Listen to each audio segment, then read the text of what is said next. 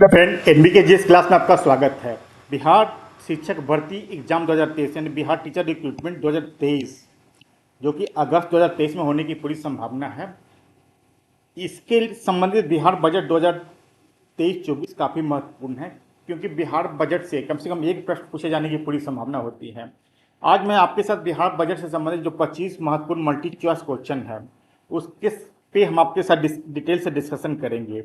तो हम पहले प्रश्न पे आते हैं कि बिहार बजट 2023-24 में राजकोषीय घाटा राज्य सकल घरेलू उत्पाद का कितने प्रतिशत अनुमानित है। तो राजकोषीय घाटा होता है क्या? तो इसमें है कि सरकार के कुल राजस्व जो हो गया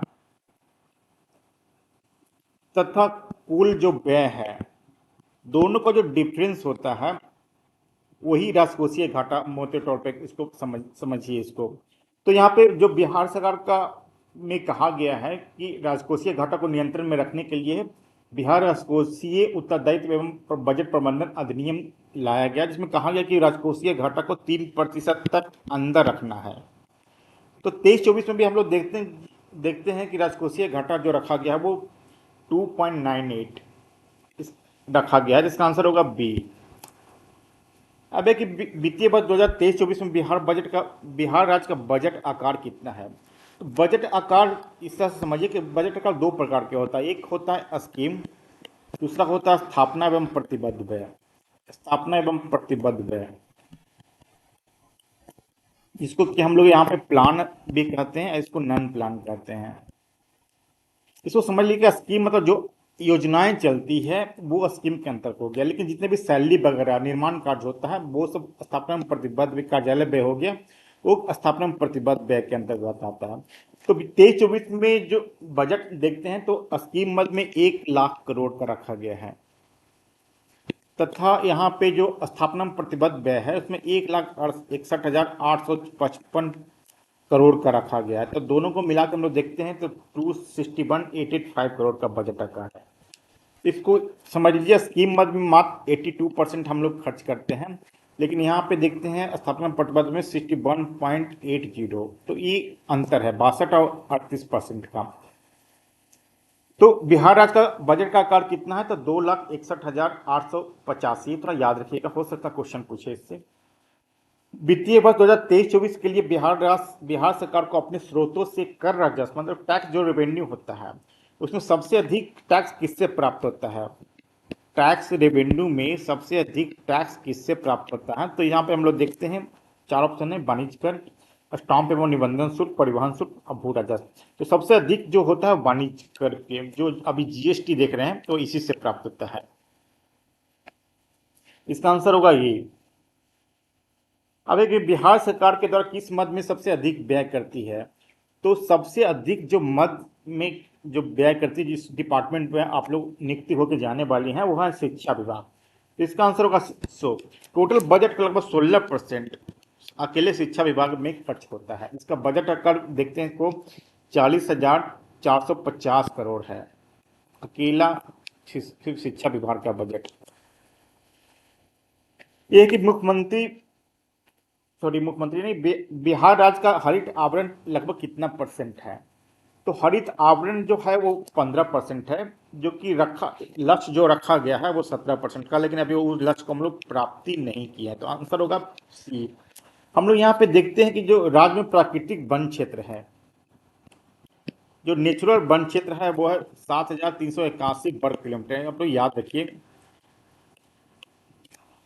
लेकिन वन क्षेत्र के बाहर भी बृहद पैमाने पे वृक्षारोपण किया जाता है, इसको हरित क्षेत्र कहते हैं। मतलब जो पेड़ पौधे जो लगाए जाते हैं उसको भी हम लोग हरित आवरण के अंतर्गत लाएंगे। यहाँ पे हम लोग देखते हैं कि 2012 में हरियाली मिशन स्टार्ट किया गया था और 2019 में 2 अक्टूबर 1919 को जल जीवन हरियाली। तो इसका मेन पर्पस यही है कि बड़े पैमाने पर वृक्षारोपण किया जाए। तो हरित आवरण में वर्तमान में 15% है। अब है कि वर्ष 2020-21 सॉरी 2000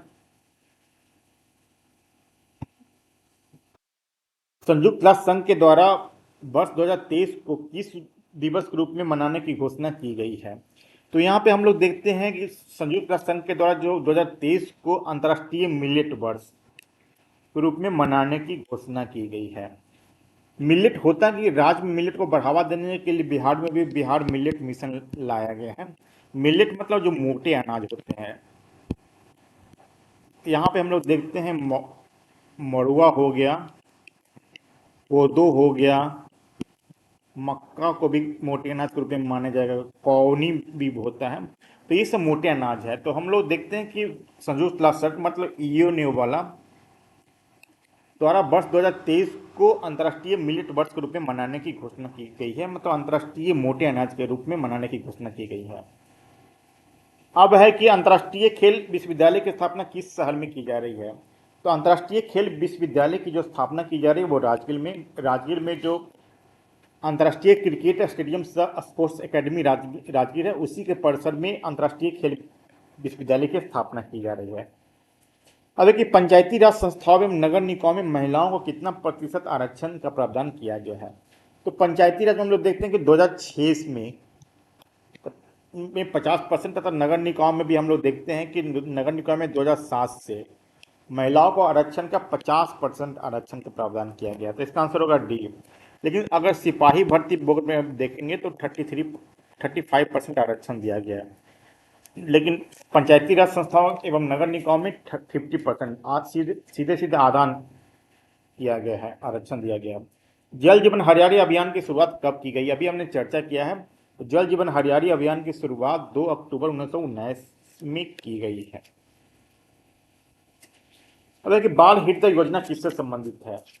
तो बाल हृदय योजना जो संबंधित है कि जो हृदय से समझ लीजिए हृदय में छेद के साथ जो जन्मे बच्चों को मुफ्त में इलाज करने के लिए तो बिहार सरकार सभी बच्चों को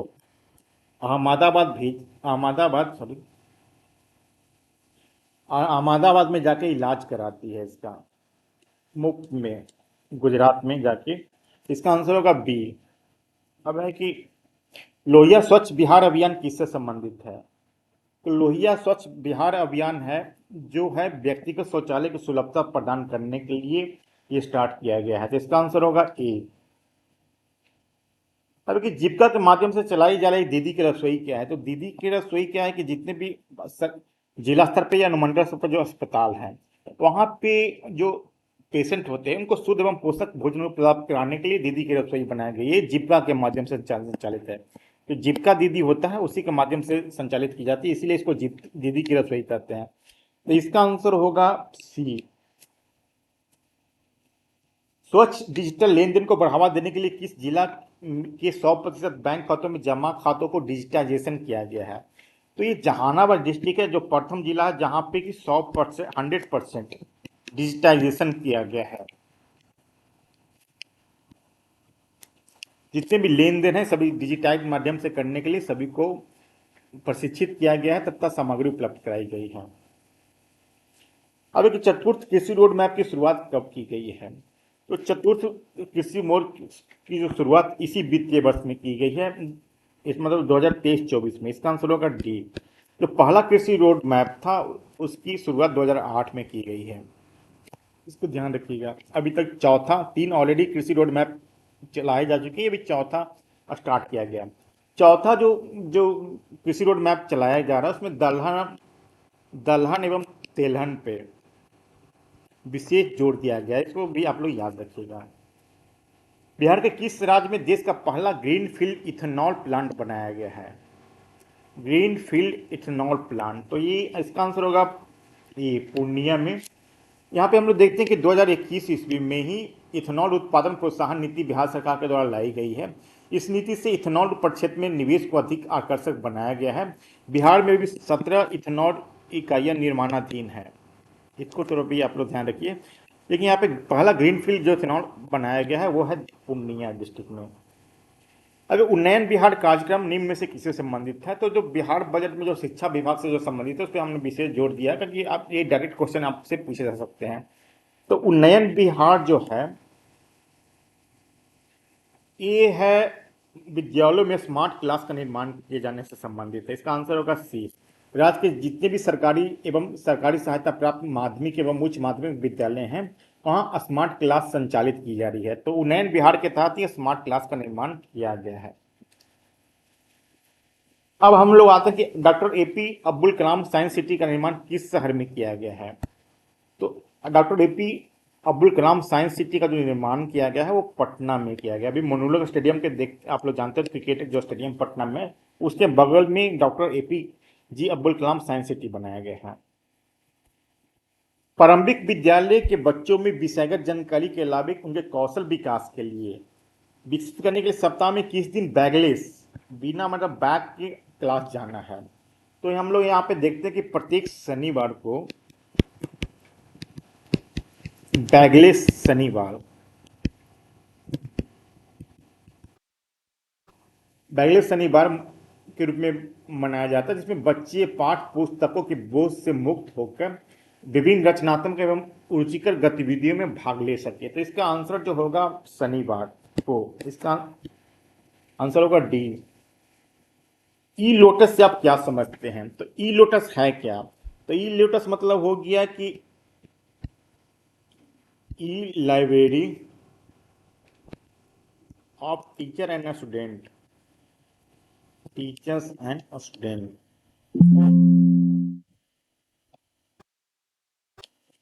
इसको हम लोग ई लोटस के नाम से जानते हैं।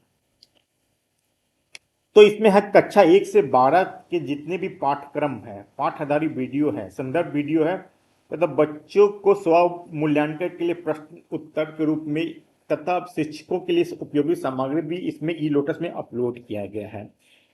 तो यहाँ पे यही है कि विद्यार्थियों को डिजिटल शिक्षा हेतु सामग्री उपलब्ध कराने के संबंध में है। तो इसका ई लोटस का आप समझ लीजिए कि ई library of teachers and student और टीचर के लिए जो पाठ सामग्री इसमें उपलब्ध कराई जाती है डिजिटल माध्यम से। व्यावसायिक वाहन यदि महिला के नाम पर निबंधित हो, महिला के नाम से रजिस्टर्ड हो तथा इसका परिचालन किसी महिला ड्राइवर के द्वारा किया जा रहा हो, तो बिहार सरकार के द्वारा महिला को कर वाहन में कितना प्रतिशत छूट दी जाती है? इसको ये समझिए कोई व्यावसायिक वाहन जो होता है, अगर वो महिला के नाम पे, जैसे कि तिपहिया वाहन हो गया, मोटर कैब हो गया, अगर महिला के नाम पे रजिस्टर्ड हो तथा वो किसी महिला के द्वारा, यानी खुद वो मालिक के द्वारा चलाया जाता है किसी ड्राइवर, लेकिन महिला होना चाहिए, अगर चलाया जाता हो तो अगर वाहन टैक्स में बिहार सरकार के द्वारा 100% छूट दी जाती है। महिला के नाम पे रजिस्टर्ड भी हो तथा महिला के द्वारा चलाया भी जाता हो तो 100% छूट बिहार सरकार के द्वारा वाहन के रजिस्ट्रेशन पे दिया जाता है। बुद्ध सम्यक दर्शन संग्रहालय एवं स्तूप का निर्माण कहाँ किया जा रहा है? तो बुद्ध सम्यक दर्शन संग्रहालय एवं स्तूप का निर्माण वैशाली में किया जा रहा है। तो याद रखिए इसका आंसर होगा बी। नीचे मछली ऊपर बिजली कार्यक्रम की शुरुआत कहाँ की जा रही है? तो आप लोग ऐसे भी देख लीजिए, नीचे मछली ऊपर बिजली, जो तालाब में नीचे पानी के नीचे मछली पैदा किया जाता है तथा ऊपर सोलर प्लेट के माध्यम से बिजली पैदा किया जाता है। इसका आंसर होगा ए सी होगा, मछली पालन के साथ साथ सोलर संयंत्रों के माध्यम से बिजली का उत्पादन। यहाँ हम लोग देखते हैं कि दरभंगा जिला में 1.6 मेगावाट तथा सुपौल में 0.525 मेगावाट का सोलर प्लेट लाया गया है नीचे मछली ऊपर बिजली कार्यक्रम के तहत, जिससे कि बिजली पैदा की जाती है तथा उसके नीचे मछली पालन किया जाता है।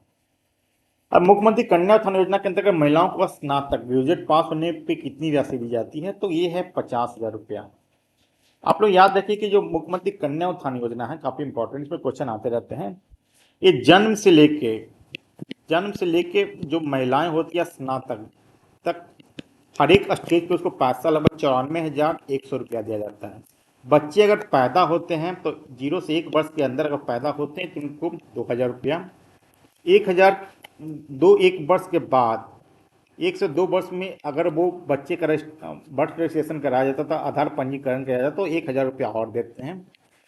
2 से 3 वर्ष के अंदर अगर बच्चे का कंप्लीट इम्यूनाइजेशन किया जाता है तो 2,000 रुपया देते हैं। इसी तरह क्लास 1 से लेकर 12 तक हम लोग उसको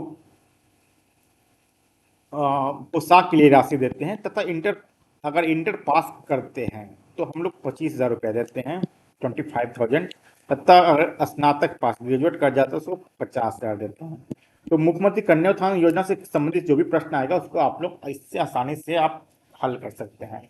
इसका आंसर होगा डी। तलाकशुदा परित्यक्त मुस्लिम महिलाओं को जीवन निर्वाह अनुदान के रूप में कितनी राशि बिहार सरकार के द्वारा दी जाती है? तो मुस्लिम महिलाएं जो कि तलाकशुदा एवं परित्यक्त हो, जिसको पति छोड़ देता है, उसको 25,000 रुपया अनुदान के रूप में दिया जाता है। पहले 10,000 था, उसको बढ़ा के 25,000 किया गया है। तो इसका आंसर होगा डी। अब है कि युवाओं के बीच खादी को लोकप्रिय बनाने के लिए किससे बिहार राज्य खादी ग्रामोद्योग बोर्ड के द्वारा ब्रांड एम्बेसडर बनाया गया है? ब्रांड एम्बेसडर मतलब आप समझते रहोगे, मतलब इसका प्रचार प्रसार के लिए किससे ब्रांड एम्बेसडर बनाया गया? तो ये है सुश्री मैथिली ठाकुर, जो कि गायिका, आप लोग जानते होंगे, इसी को ब्रांड एम्बेसडर बनाया जाता है। तो ये जो 25 महत्वपूर्ण क्वेश्चन है, आपको कैसा लगा कमेंट बॉक्स में जरूर बताइए। तो तब तक मेरे चैनल को सब्सक्राइब नहीं किया तो कृपया चैनल को सब्सक्राइब कर लीजिए।